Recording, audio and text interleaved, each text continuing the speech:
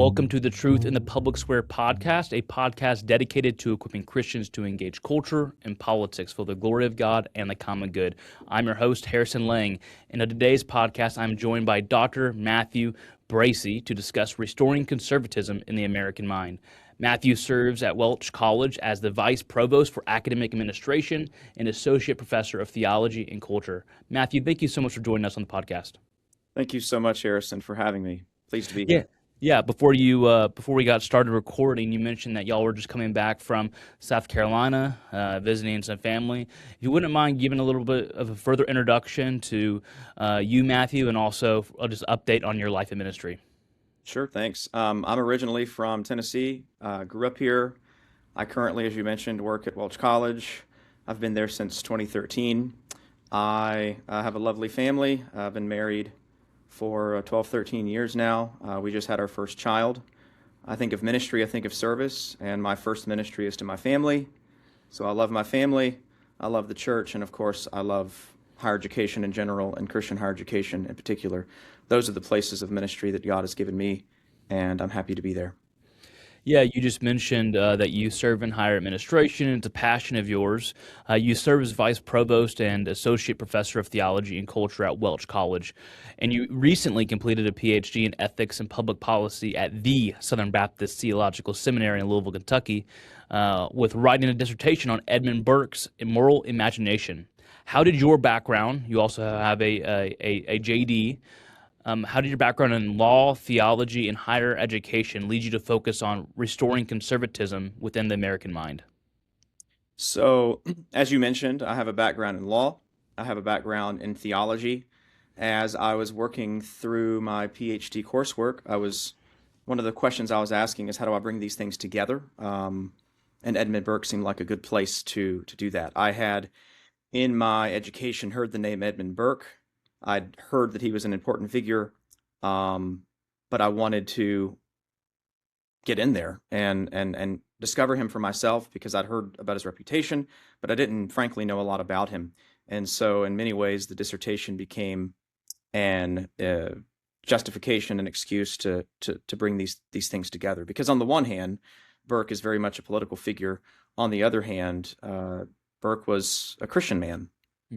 And so he wed those together, spoke a lot about God and theology and so on and so forth, in a practical political theology kind of way, and in an implicit way. But he brought those things together, so that all of that together sort of interested me.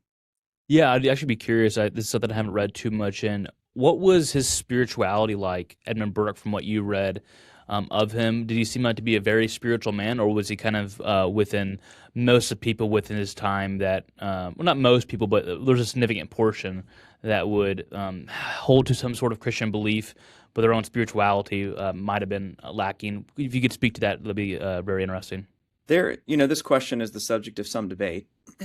If you read his books and if you read his speeches, there are references to God, references to church, references to the Bible, but then there's the question of what's the level of authenticity there.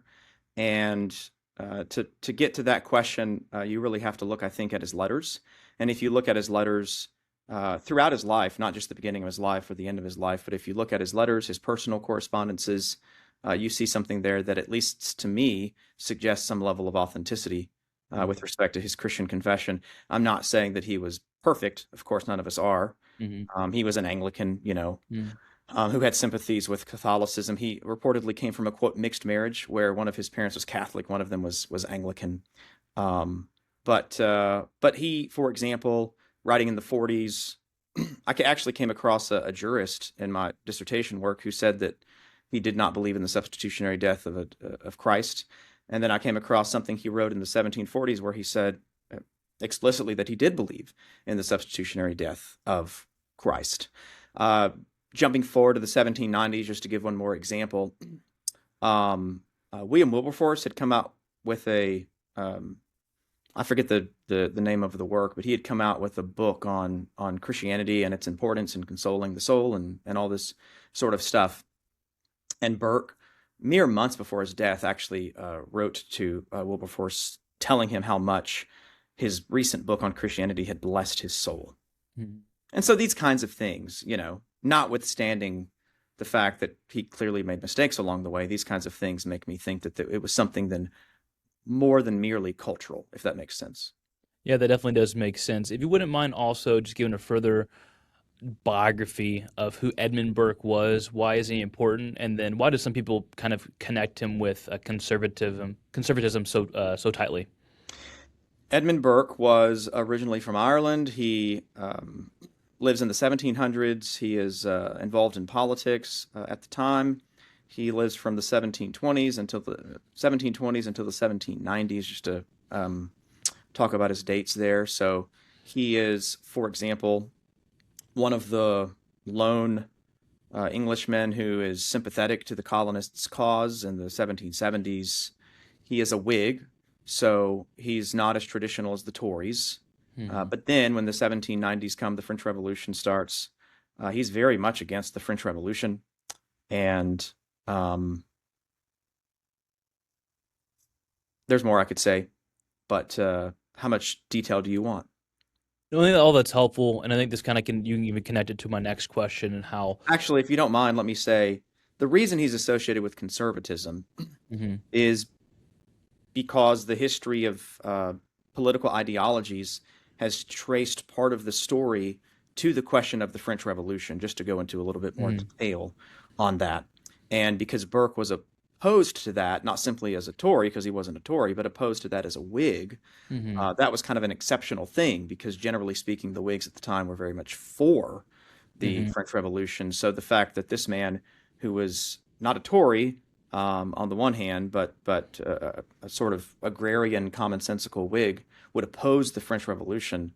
How did this happen? So the conservative interpretation historiography of Burke starts in the 1900s, and it's really grown since that time. So in America in particular, American politicians are figuring out conservatism, partly, Mhm. and what conservatism means in the American context, politically speaking, partly because of, by that point, we had FDR's president for a long time, and so a different political vision is having to group and figure out, what do we believe, sort of renewal through retrieval. Obviously, they wouldn't have used that exact phrase, but that's the Mhm. idea. But they happened their way back toward Burke. Burke had not previously been viewed as a conservative icon prior to that Mhm. point. That doesn't mean that that interpretation of Burke is illegitimate. I don't think it is at Mhm. all. But but that's why he became something of an icon for conservatism starting in particular in the mid 1900s in America. And there was actually something of a battle among the writers of that time about whether Burke was our man or not. Mhm. For You example, admit, Richard Weaver you- was convinced that maybe Burke was not our guy. And so there was a bit of infighting among conservatives of the time about whether Burke was someone we really wanted to stake our reputation on as conservatives. mhm. You just mentioned you teach a course I think at your school, conservative intellectual tradition or something along those lines. For our listeners, and you've kind of touched on this already, that may equate conservatism merely for partisan politics. I think of the Republicans are conservatives and the Democrats are not conservative. How can you define conservatism at its very core, especially as a distinctly an American expression version rooted in the founding of our nation and also on biblical truth? So let's start with this broad question and then I'll relate it more to nations. Hmm. Conservatism, in my view, is much larger than politics. Politics is kind of the application or one of the applications of conservatism, but conservatism is really a sensibility by which we understand the world, understand human beings, understand human beings' place within the world. It's a sensibility about how we understand morality, about our relationship to the past and the present and the future. And so it's really a question of worldview. It has implication for the way that we think about family and child rearing, the way that we think about the arts and everything that the arts include. It has implication on the way that we think about food, education more broadly. Obviously, it has implication on politics, but it's really a question fundamentally of worldview. So in relation to the question of Christianity in particular, Christianity is can be defined in many ways, but one of the ways to define Christianity or to understand Christianity, maybe define as too strong, is to think of Christianity in terms of what you're conserving. We're conserving that which is consistent with the good, the true, and the beautiful that's been handed down to us generation by generation by generation by generation, which was originally handed down by God to different people throughout history. So we're trying to conserve the truth, preserve the truth from the past for the present, for the future, and it encapsulates everything. So if you read, for example, Russell Kirk in the 1950s, he had a book called A Conservative Mind. And while he talks about a lot of political figures in that book, he also talks about a lot of literary figures in that book as well. If you read, I know you've had on your podcast, John Wilsey's book on conservatism, he spends a long time talking about how conservatism is pre-political in that book. And so conservatism at its root has to do with our sensibility towards our beliefs and how those beliefs interact with the world. And of course, one of those interactions is politics. In the case of, you mentioned the America question, conservatism is going to manifest, I believe, differently depending on the nation, depending on the culture or the subculture. That's not to say that it's relativistic in sort of this relativism way, but it is to say that what conservatism looks like with different groups of people is going to look somewhat different. There's going to be levels of overlap with different groups of people, but it's going to be distinct as well, because each nation, each group of people, if you wanted to really break it down even to the family, you have your own traditions, and those traditions are sometimes good, sometimes bad. True conservatism is going to conserve the good, but it's going to reform. It's going to reform the bad, and that's really what conservatism is. It's again, Dr. Wilsey talks about aspirational conservatism. It's something of an ideal that we're working toward. We realize that it's very realistic. It's not. It has as a goal ideals, but it doesn't believe we live in an ideal world, which is part of the problem with other worldviews. Sometimes they act as if we're living in an ideal world, or as if we can realize an ideal world through our policies and everything else. One thing that people typically misunderstand about conservatives is that we're just trying to conserve something just because it's archaic, because it was around the 1950s, or it was, from 100 plus years ago. That's not the reason why we are conservatives. Is that we're conservatives because we're trying to conserve something. And I think, and you mentioned just a second ago that conservatisms, but depending on culture, depending on nations, may look very differently. Because what they're trying to conserve is ultimately the transcendental principles, truth, beauty, and goodness, things that are enduring, things that are lasting, and that will not change. For those who maybe have a sense that conservatism has been eroded in the American mind, which I think is true, it's replaced by radical individualism, secular progressivism, have the therapeutic culture. We got a rise of collectivism, especially in New York City now. Drawing from the work that you edited with, is it Leroy Fourlines? I'm not too familiar with him. Yes. But he wrote Secularism and the American Republic. What role has secularism played in this shift from being from traditional conservative values now to being hyper individualistic? And then how has that reshaped how Americans think about liberty, order, and also the common good? Thank you for the question. Leroy Fourlines, he actually died some years ago. He was in his mid 90s. So he published this book when he was in his, or he's working on this book in his late life. And it's worth a read. It's worth your consideration. To answer your question directly, secularism has played a huge role in where we are now. One of the arguments that Mr. Fourlines made in this book is that many people argue that the United States was founded on secularism, and Fourlines' contention is that it was not founded on secularism because secularism was a phenomenon that really began to emerge in the mid 1800s. So it didn't actually exist as technically speaking as a movement at the founding of our country. There were other movements at the founding of our country that no doubt impacted the founding of our country. You could talk about rationalism, you could talk about deism, you could talk about empiricism, for example, but those are distinct from secularism. Secularism, as a philosophy, believes that religion should be a private thing and that you should have a, as it were, quote unquote, neutral public square, naked public square. Even though that's philosophically impossible, that's kind of the vision. And whatever you want to say about rationalism and deism and empiricism, they are not necessarily opposed to religion in the public square. Just look at many of the statements from the founding fathers, who some of whom were not, shall we say, Orthodox Christians. So Forlans takes that argument and he observes that secularism has colored the way that we interpret the First Amendment. So you go to the 1940s, there's the Everson decision, there's the McCollum decision about education, and these are the decisions whereby the interpretation that the First Amendment has erected a wall of separation between church and state, using Jefferson's language. It comes out of that time, but that is not according to Forlans, that's not the right way to interpret the First Amendment. It's not the right way to interpret what Jefferson meant when he used that phrase in that letter to the Danbury Baptists in the early 1800s. And basically everyone knew that until it was subject to revisionist history in the mid 1900s. And so we all have grown up on the other side of those extremely influential court decisions.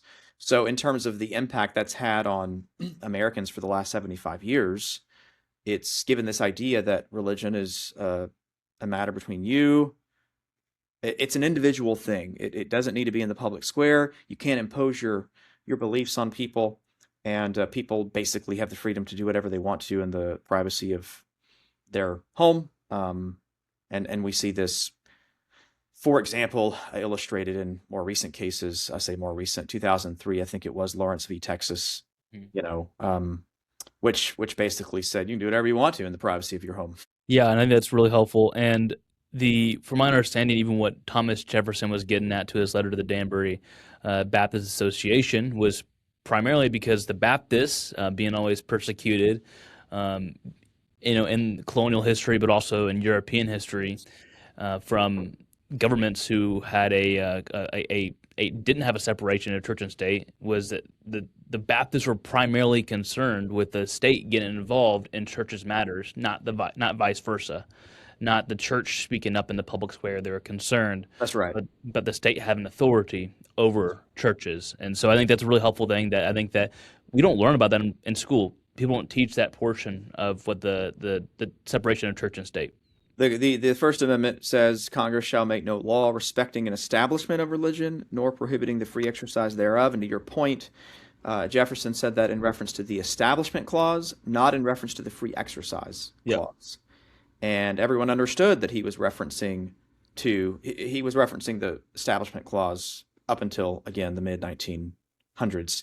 So in the book Secularism in the American Republic, Forlans argues for what he calls accommodationism rather than strict separationism in terms of the proper relationship between church and state. Accommodationism. To come back to Edmund Burke, in your dissertation, you wrote on his moral imagination. What is the moral imagination? Why is it so central to Burke's conservatism? And then what can we learn from Burke on recovering the moral imagination to restore conservatism in the American mind today? So number one, this is my definition of what Burke means, just to be clear. The moral imagination is an imagination that is properly instructed by true morality. So you've got the moral imagination and you've got the immoral imagination. So the imagination is a part of the mind.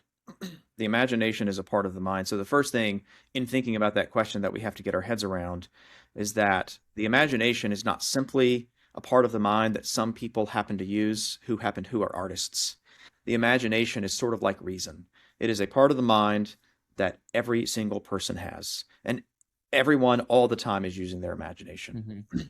Hmm. Reason is that part of the mind that analyzes things and sort of takes them apart and compares things and contrasts things and judges things. The imagination is that part of the mind that puts things together into Hmm. a liter in a manner of speaking, in a literal or even metaphorical, figurative picture. So if you have a plan about the way that your day is going to go, that's your imagination at work. You're picturing Hmm. how your day is going to go, so on and so forth. So a moral imagination is, in effect, a mind that's informed by proper morality. That's what a moral imagination is. Part of the reason that having a moral imagination is so important is because as human beings, we are imaginative beings.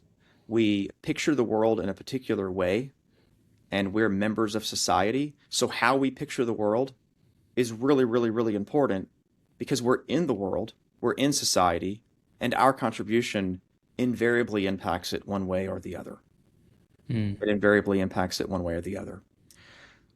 In terms of how we cultivate a moral imagination, say it within the context of our own day and age, some people, want to think about and obsess over politics, and indeed we should think about and consider very carefully politics. But before all of that, just putting the things in the mind that's going to shape you to be the right kind of person is really where it starts.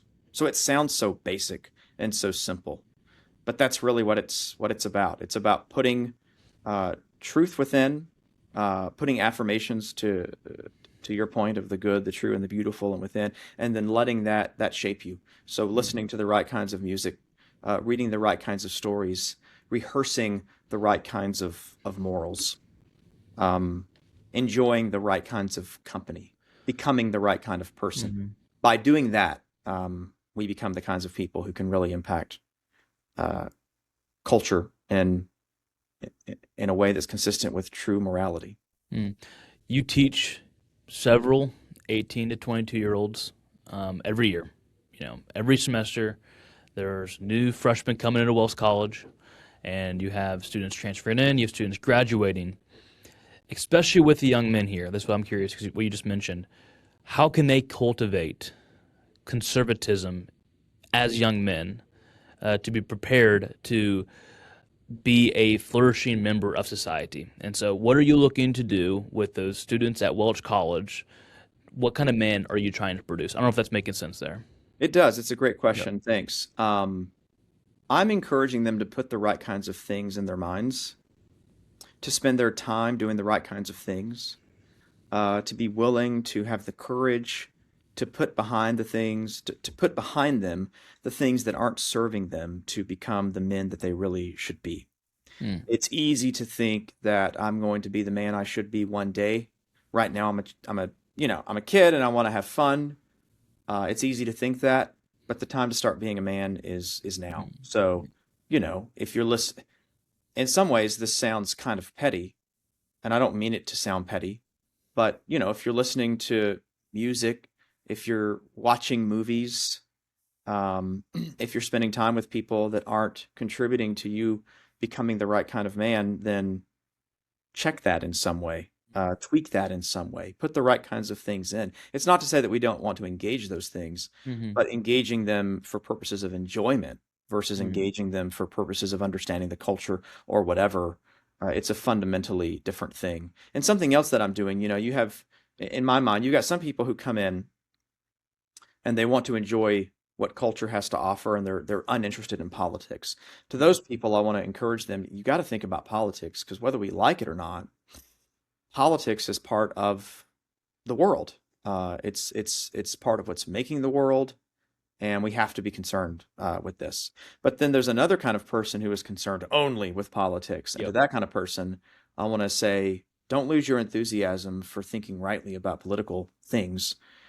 On the other hand, back up a little bit and consider Mm. the things that are pre-political. Mm.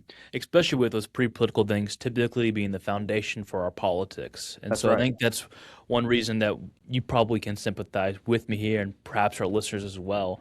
There's a lot of people on the conservative side in the political sphere that we have so much agreement with their policy. Like it's like you can almost sign every bill that they're signing, having the same voting the same way as them when it comes to legislative matters in Congress or perhaps even a president, but sometimes their pre-political issues don't align up to true conservatism. And so there's several conservatives that we can think of. I'm not going to name any names, but I think we all know the some that we're talking about. We still can appreciate, that what they've done when it comes to policy. But I think that's important for the people in our lives that we know and love and care about, especially for the young men in our lives. Young men at my church who are interested in politics, I need to encourage them to cultivate virtues that if they want to get involved in politics, they'll have the virtues that back up the worldview that they're establishing. I love that illustration because it illustrates the real world. In the real world, we are not interacting with people who we completely agree with in Hmm. terms of thinking about voting or whatever. So there's a kind of person that I come across in my work who doesn't want to vote for so and so or vote for such and such party because of some of the stuff you just mentioned. They have their problems. And it's like, well, yes, they have their problems, but the other side has even more problems, Yeah. and they're way more severe. And so it's, back to Four Lines, he has this concept where he talks about what's called realistic idealism.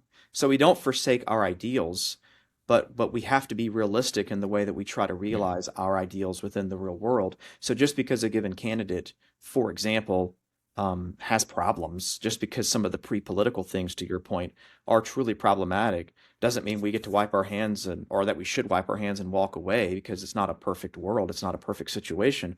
Since the garden, it never has been a perfect situation, and we have to do the best that we can. And we have to recognize and realize that when we're voting, whether we like it or not, whether I like it or not, when we're voting, or not voting, as the case may be, whatever we do, literally whatever we do in an election, has a direct or indirect effect on the eventual outcome. Mhm. Yeah, that's good. This wasn't on our previously questions that we were planning to ask, but this made me think about there's some current political matters that I think this is very pertinent to. And so, are you familiar with the Texas Senate race, especially on the Republican side? Are you familiar with the race over there?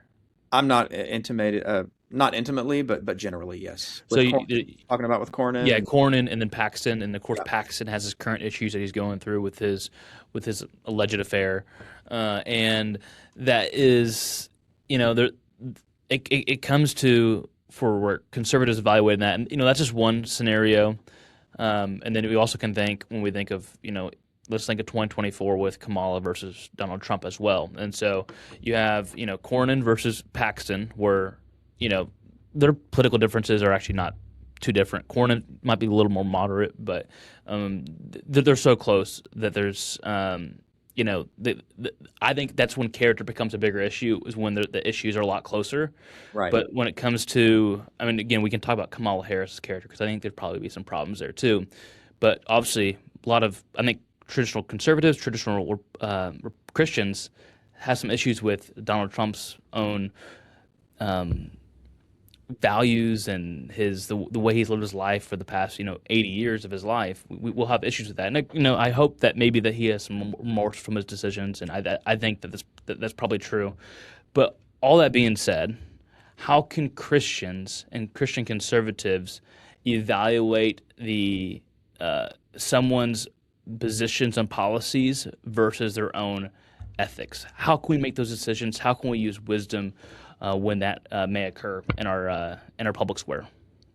That's a great question. I'm going to appeal to two authors who say some version of the same thing. Ethics is complicated. It's not, political ethics is complicated. It's not as simple as we sometimes make it. You mentioned character. Character doesn't mean nothing, but it doesn't mean everything. So the two authors, Ken Magnuson has a book on Christian ethics where he talks about how ethical decision making, you have to consider the conduct, no, I'm sorry, that's David Jones. David Jones says you have to consider the conduct, the character, and the consequence. Mhm. So is the thing right or wrong? What's the character of the person involved? And then what's the result? What's the consequence of that thing? That's a nuanced way to think about a given choice. That's not straight virtue ethics. It's not straight deontology. It's not straight consequentialism. I wouldn't even say it is consequentialism. I would say it's a broader form of teleology that's coming to bear on the question. Kid Magnuson has a similar thing where he talks about action, agent, and end. Is the action right or wrong, objectively speaking? So on and so forth. Here's the point: we can't evaluate things in an unnuanced way. We have to recognize that you have people, and people are flawed. People represent positions. Positions are either right or wrong, and policy positions are either right and wrong in theory. And then we have to use a, shall we say, moral imagination to project what are the likely consequences of this policy position, and do those consequences, is that more akin or less akin to justice, or true justice, if that makes sense. And so it gets rather hard. You have to balance quite a few things. You could hypothetically imagine someone who has, in a manner of speaking, better character but worse policy positions, uh, which is going to have worse results, versus someone who, for the sake of the argument, has worse character but actually has better policy positions, and and therefore better consequences, better results to those things. And when you're thinking about senators, and when you're thinking about congresspeople, and when you're thinking about presidents, these guys, or gals, as the case may be, are making decisions that are impacting literally millions, billions of people. When you Hmm. think about the fact that they are making decisions that relate to international, foreign affairs, for the next for decades on end. You know. Yeah, that's very helpful.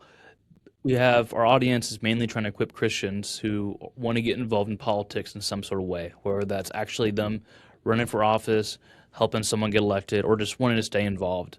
You wrote with your colleague Christopher Talbot, Christians and Culture, exploring cultivating a Christian worldview for all of life.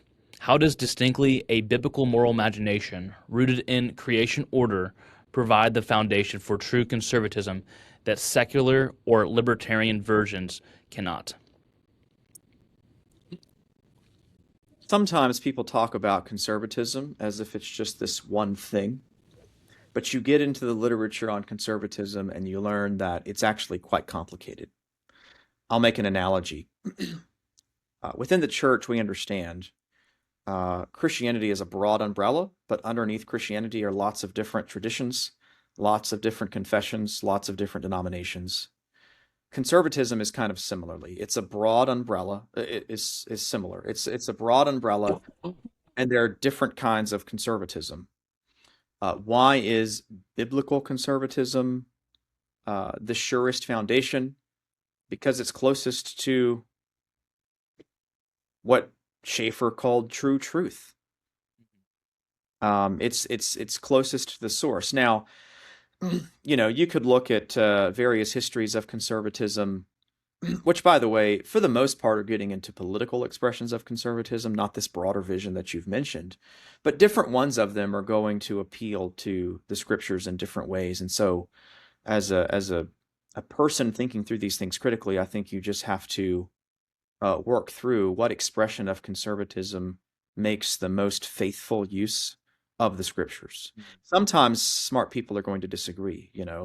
A Calvinist and an Arminian is going to disagree. A Baptist and a Church of Christ person is going to disagree on certain key things about how to interpret the Bible. So you're going to have that level of thing, that level of discussion, disagreement, consideration. But but the Bible, we believe, is God's word to us, His revelation to us, and so in the aggregate, the closer that an expression of conservatism is rooted in that revelation from God, the truer it's going to be. And in terms of living life in a way that's has flourishing and in a way that's truly good, um, the more the more that you live it according to the creation order that you mentioned, the better life you're going to lead. And so to cultivate a conservatism that's closer to that is is where it's at. It's how you lead a happier life as a person, but it's a vision that you can give to people if you're directly in the political sphere. Hmm. And I don't know what your view on natural law is, but it kind of gets along those lines. Is that and it goes back to also Proverbs, Ecclesiastes. That dichotomy is that generally, if you follow the created order, your life will flourish. That's Uh, right.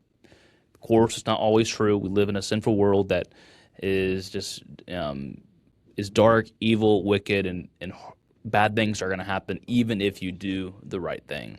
But the principle is still true. Is that generally, if you live a life in accordance to the scriptures, it will go well for you.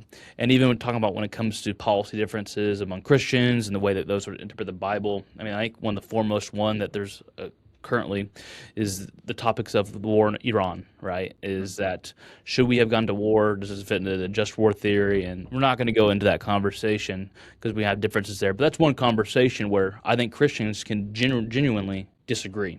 And of course, it comes down to how you evaluate the whole situation. But there's all that being said that there are different strands of conservatism within the movement that all are trying to, in some ways, restore themselves back into some sort of created order. Moving forward, looking at some of the current cultural battles outside just policy matters, is we have education, family policy, and we also have our national identity. Where do you see the most promising opportunities or even urgent battlegrounds for conservatives to ultimately reclaim in the American mind? I mentioned him earlier. Francis Schaeffer talked about, I believe the phrase he used was a window of opportunity. Windows are open at certain times that become closed later. And in terms of, you mentioned the Supreme Court earlier. In terms of the Supreme Court, there is a makeup on the Supreme Court that has a character that we've not seen in a very, very, very, very long time. Um, you know, my heart is very much in higher education and in Christian higher education because of my work, because of my job, and because of God's calling on my life. So there are real opportunities, I believe, to to put some safeguards in there in our law to protect Christian higher education. Because among the things that Christian higher education does is it trains people, equips people for ministry literally throughout the world. And God, of course, God is faithful. And if things go horribly, horribly wrong, He will still build His church. Even so, if those things could be protected, that would be wonderful. That would be fantastic.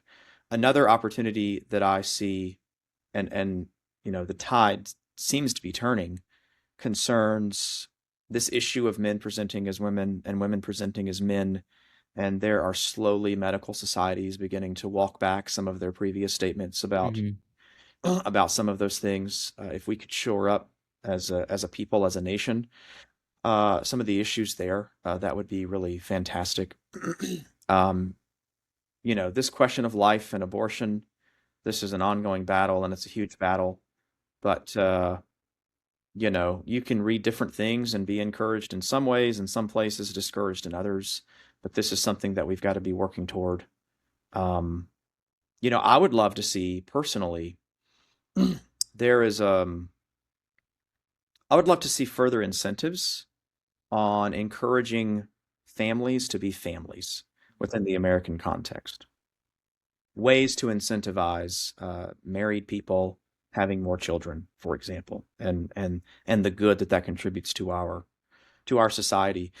If you look across the West, and not just the West, we are having a something of a population crisis as people are projecting and looking forward. And in certain nations, it's not this bad in America yet, but in certain nations, they're having trouble finding enough people to care for the elderly people within those societies, and that's a deeply sad thing. So if we could work toward, I don't know that a ton of people are really talking about that issue, but it's one that's on my heart.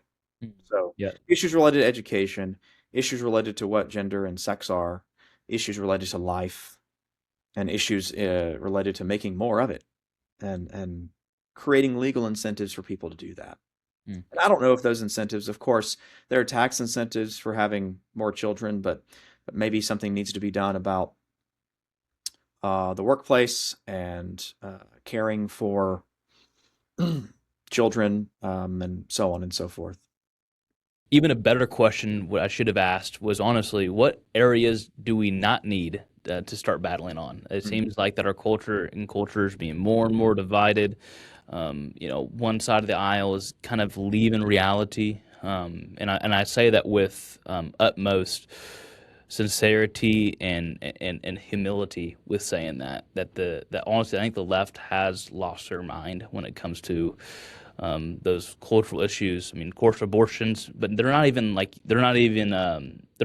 denying that necessarily life begins at conception anymore.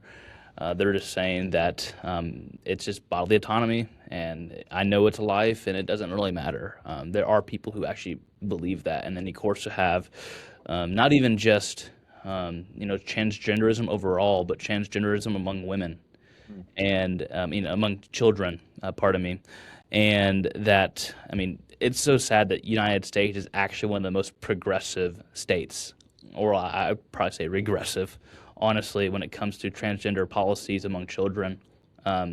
Europe is not even as far left as we are when it comes to that issue. And so I think that's definitely a big step that we need to hopefully win. And I think we're continually getting those wins to protect children in that area. One of the last questions that I would like to ask you is that some will worry that conservatism has become too nostalgic or reactionary, which I think that's true at times, that some people want to be conservative just because they liked what it was 50 years ago, and then some also want to respond really strongly against the left. How do we balance a some sort of reverence for the past with the need for a prudent reform, especially as Christians who believe both in order to liberty, but also with the coming of a kingdom that is not of this world? On the nostalgia piece, we can't bring, let's pick the year 1950. We can't bring the year 1950 into the year 2026. Like we can't. It's impossible. We can bring the good things from that time period here, but we can't do 1950 over again. We can't do 1960 over again. So on and so forth. We can't bring the past into the present. We can bring the best of what the past had to offer into the present, but we have to live in the present. The present is where we are. The present is what God has given us. The present is what we have to engage. So in terms of the nostalgia piece, sometimes that concerns. It's like you don't want to live in the year you're living in. You want to live in a year that's passed us by, and that does no good. It's not. It's not life. It's not how life works. We don't pick a time and live there forever. We have to keep going. We have to keep moving. And so, but there has to be a healthy respect. There needs to be a healthy respect for the past. This is an application, for example, of the fifth commandment, to honor our father and mother, the principle undergirding that being, have a healthy respect for those who have come before you, for those who are older than you, and the things that they got right. So, um, the we don't need to reinvent the wheel, you know. We don't need to reinvent the wheel. We Just because it's old doesn't mean it's bad. Just because we don't understand it doesn't mean that it's bad. Was it G.K. Chesterton? I could have the reference wrong. Who said that if you see basically the idea is if you see a fence in the field and you don't know why it's there, you should find out why it's there before you tear it down. Somebody put it there. Somebody had a reason. Maybe the reason has changed to such an extent that you actually don't need the fence anymore. Some people, even if the reason has changed and you actually don't need it, they still want the fence to be there. That's the sort of thing you're talking about. But just because you don't understand the reason doesn't mean that that that it shouldn't be there in the first place. Horoslav Pelikan, church historian, famous quote said, "Tradition is the living faith. Is the Traditionalism is the dead faith. Is the living. I've got this all. Let's start over."